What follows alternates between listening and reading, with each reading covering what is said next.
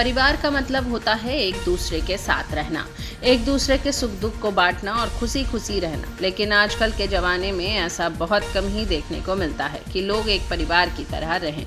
अब लोग परिवार के बारे में सोचने के बजाय खुद के बारे में ज़्यादा सोच रहे हैं। यही वजह है कि ऐसे मामले अक्सर ही देखने सुनने को मिलते रहते हैं कि बेटे बेटियों ने अपने बुजुर्ग माता पिता को घर को निकाल दिया या उनकी देखभाल नहीं करते हैं। अब ऐसे में अगर माता पिता अपनी संपत्ति बेटे बेटियों के बजाय किसी और को नाम लिखना चाहे तो ये कोई हैरानी की बात नहीं है।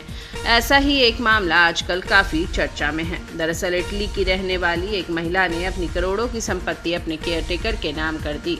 ये जानकर तो रिश्तेदारों के होश ही उड़ गए।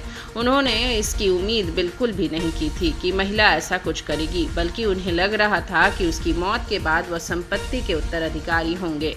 खबरों के मुताबिक महिला का कोई प्रत्यक्ष उत्तराधिकारी नहीं था, इसलिए उसने अपनी सारी $5.4 मिलियन यानी करीब 45 करोड़ की संपत्ति अपने केयरटेकर के नाम कर दी, जो अल्बानिया का रहने वाला था।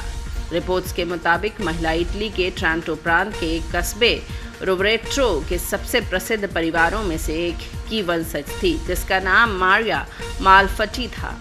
पिछले साल नवंबर में 80 साल की उम्र में उसकी मौत हो गई।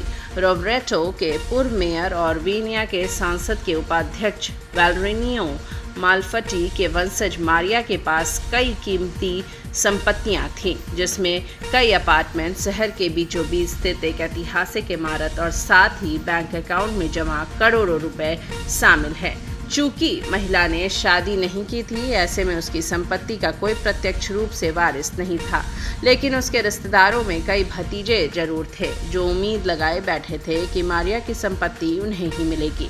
लेकिन पिछले कुछ सालों से वो केयरटेकर ही उनके देखभाल कर रहे थे। ऐसे में मारिया ने उसे ही अपना सारा संपत्ति दे दिया।